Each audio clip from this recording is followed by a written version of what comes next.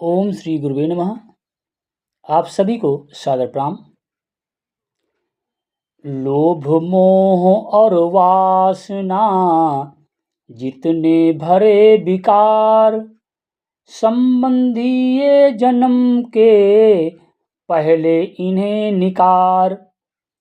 अहिंसा तृष्णा वासना तीन दैत्य विकराल, शक्ति हो रही छीण है घूम रहे बेहाल।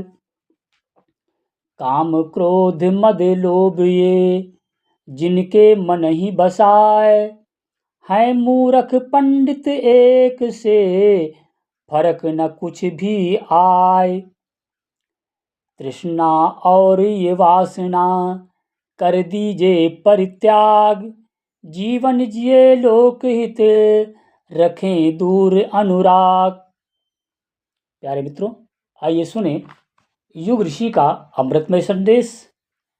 स्वस्थ और सुंदर बनने की विद्या नामक प्रकरण से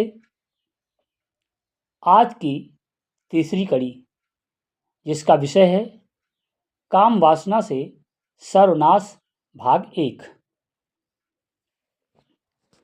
नर और मादा में लोहा चुंबक का स्वाभाविक आकर्षण होने के कारण दोनों जोड़े से रहना पसंद करते हैं।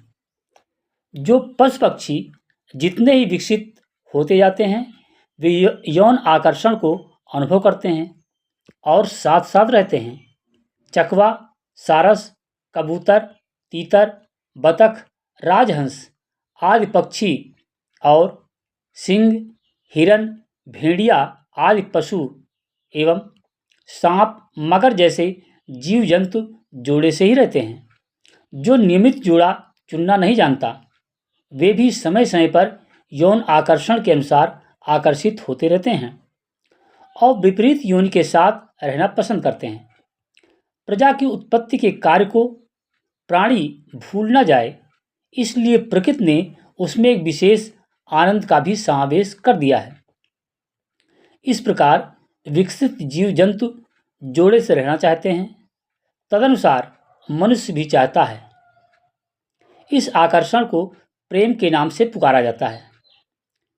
यही रस्सी नर और मादा को साथ साथ रहने के लिए आपस में बांधे रहती है। तरुण पुरुष विवाह की इच्छा करे तो ये उसका शारीरिक धर्म है, इसमें हानि कुछ नहीं, लाभ ही है। प्राचीन काल में शंकर जैसे योगेश्वर तथा वशिष्ठ, अत्रि, कपिल आदि योगी और ऋषि सपत्नीक रहते थे। आज जो भ्रम चल पड़ा है कि पत्नी के साथ रहकर मनुष्य आत्मिक उन्नत नहीं कर सकता, ये सर्वथा मिथ्या है। यदि ऐसी बात होती तो राजा जनक, जिनसे अनेक योगी मुनि आत्मज्ञान की शिक्षा प्राप्त करने आते थे, गृहस्थ धर्म का परित्याग क्यों न कर देते। जोड़े से रहना और प्राकृतिक धर्मों का पालन करना कुछ भी बुरा नहीं है।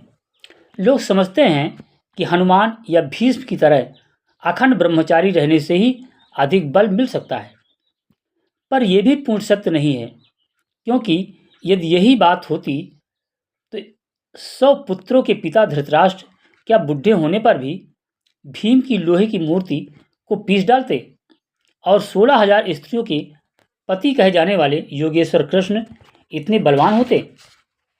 जोड़े से रहना बुरा नहीं है, परंतु प्रेम की स्वाभाविक शक्ति और गर्भाधान क्रिया के तात्कालिक आनंद, इन दोनों सात्विक वस्तुओं को जब हम काम वासना के बुरे रूप में परिणत कर देते हैं, तो वो शरीर के लिए बहुत ही खतरनाक वस्तु बन जाती है। जैसे भूख स्वाभाविक है और मधुर भोजन करना भी स्वाभाविक है, किंतु इन प्राकृतिक क्रियाओं को विकृत करके जो मनुष्य चटोरा बन जाता है, दिन भर तरह तरह के भोजन का ही चिंतन करता है, थोड़ी थोड़ी देर पर चाट, पकौड़ी, मिठाई, खटाई चाटता रहता है, उसकी ये विकृत आदत ही उसके सर्वनाश का कारण बन जाती है। पेट खराब होने पर वो बीमार पड़ता है और शक्तिहीन होकर बहुत जल्द मर जाता है। इसी प्रकार यौन आकर्षण की स्वाभाविक क्रिया को जब कामाग्नि के रूप में परिणित कर दिया जाता है, तो ये शरीर को जलाकर भस्म कर देती है। दिन भर पंखा चलाने वाली, रात भर रोशनी करने वाली, आपको सब प्रकार का सुख देने वाली बिजली भी जब अनुचित रीत से छू ली जाती है तो एक ही झटके में प्राण ही ले लेती है। काम शक्ति जीवन शक्ति का एक चिन्ह है, किंतु उसका निर्धारित अवसर पर ही प्रयोग करना चाहिए। प्राकृतिक नियम यह है कि जब मादा को गर्भ धारण करने की तीव्र इच्छा हो तो नर के पास गमन करे। यही काम तृप्ति की मर्यादा है। किंतु आजकल तो जिह्वा के चटोरेपन और इंद्रियों की लिप्सा को तृप्त करना मनुष्यों का जीवनोद्देश्य बन गया है। अमर्यादित कामोत्तेजना एक प्रकार की प्रत्यक्ष अग्नि है। कामुकता के भाव उदय होते ही शरीर की गर्मी बढ़ जाती है, श्वास गर्म आने लगती है, त्वचा का तापमान बढ़ जाता है, रक्त का वेग तीव्र हो जाता है। इस गर्मी के दाह से कुछ धातुएं पिघलने और कुछ जलने लगती हैं।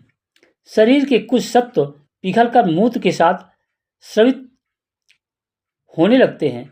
देखा जाता है कि कामुक व्यक्तियों के पेशाब का रंग पीला होता है, क्योंकि उसमें पित्त, क्षार, शर्करा आदि जीवनोपयोगी वस्तुएं मिल जाती हैं। कभी कभी उनका पेशाब अधिक चिकना, गाढ़ा, सफ़ेदी लिए और लसदार होता है। इसमें चर्बी, एल्ब्यूमिन, हड्डियों का सार भाग अधिक मिल जाता है। जब अधिक गर्म पेशाब आता है तो उसमें कई बार फास्फोरस और लौह सत्व जैसी अमूल्य वस्तुएं मिल जा सकती हैं। इस तरह कामाग्नि से शरीर के रस पिघल पिघल कर नीचे बहते रहते हैं और देह खोखला होता जाता है। त्वचा, स्नायु तंत्र, पेशियां और अस्थिपंजर उस अग्नि से जलने लगते हैं और वे मामूली रोगों से बचने की भी शक्ति खो बैठते हैं। इस प्रकार से आदमी की इम्यूनिटी अर्थात रोग प्रतिरोधक क्षमता कम हो जाती है और रोग उन्हें घेरते चले जाते हैं। उष्णता के कारण पकी हुई चमड़ी खुरदरी, काली, सूखी और निस्तेज हो जाती है। निकट से देखने पर उसका शरीर बिल्कुल रूखा और मुर्दापन लिए हुए देखा जा सकता है। लकवा, गठिया, कंपवात आदि वात संबंधी रोग अक्सर अति मैथुन से ही होते हैं। ये अग्नि मस्तिष्क के लिए तो सबसे अधिक घातक है। स्मरण शक्ति और निश्चयात्मक शक्ति का लोप होने लगता है। ऐसे खंडहर मस्तिष्क में हीन विचारों के चमगादड़ आकर इकट्ठे होने लगते हैं। ये हीन विचार उन्हें उद्विग्न कर देते हैं और कभी कभी तो घर से भागकर भिखारी बन जाना, पागलपन, मद्य सेवन एवं आत्महत्या जैसी प्रवृत्तियां तक ले पहुंचते हैं। कामुकता का निश्चित परिणाम आसक्ति है। निर्बलता या कमजोरी साथ में अपना एक बड़ा कुटुंब लेकर आती है। उसके साथ बाल बच्चे शरीर के जिस कोने में जगह पाते हैं उसी में डेरा डाल लेते हैं। सिर में दर्द, रीढ़ में दर्द, पैरों में भड़कन, आँखों के तले अंधेरा, भूख न लगना, उदासीनता, निराशा, मुंह कड़वा रहना, दस्त साफ न होना, कफ गिरना, दांतों का दर्द, खुश्की, जलन, निद्रा की कमी, ये सब रोग कमजोरी के बाल बच्चे हैं। ये अपनी माता के साथ रहते हैं, कोई दवा दारू इन्हें हटा नहीं सकती। ओम शांति। प्यारे मित्रों, ये कितना सारगर्भित और बड़ा महत्वपूर्ण सूत्र जो युग ऋषि ने दिया है।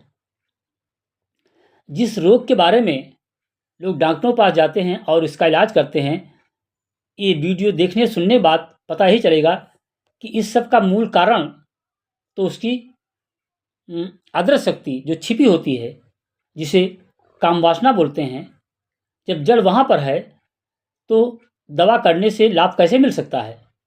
लाभ तब मिलेगा जब आप काम करेंगे।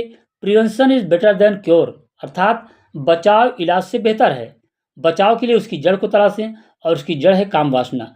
जब आप उस पर कंट्रोल करेंगे तो सिर में दर्द, रीढ़ में दर्द, पैरों में भड़कन, आंखों के तले अंधेरा छाना, भूख न लगना, उदासीनता, निराशा, मुंह कड़वा रहना, दस्त साफ न होना, कफ गिरना, दांतों का दर्द, खुश्की, जलन, निद्रा की कमी, ये सब के सब रोग, धात रोग, ये सारे क्या हैं? ये सब के सब अपने आप ठीक हो जाएंगे। अन्यथा तो आप जिंदगी भर दवा करते रहेंगे, कभी कुछ भी ठीक होने वाला नहीं है, क्योंकि इसकी जड़ कहीं बाहर है। अब आप जा रहे हैं एलोपैथ डॉक्टर के पास, होम्योपैथ डॉक्टर के पास और जा रहे हैं आयुर्वेद चिकित्सा के पास, तो कैसे ठीक होगा भैया मेरे। इसलिए समझें, जाने समझें। और इस चैनल को, जहाँ पर युग ऋषि का युग परिवर्तन संदेश नामक जो चैनल है, जिसमें बहुत टॉप की वीडियो आपको देखने सुनने को मिलेंगी। स्वस्थ और सुंदर बनने की विद्या, इस टॉपिक पर कुल 14 वीडियो हैं, जिसमें से तीसरी वीडियो हम अपलोड करने चल रहे हैं।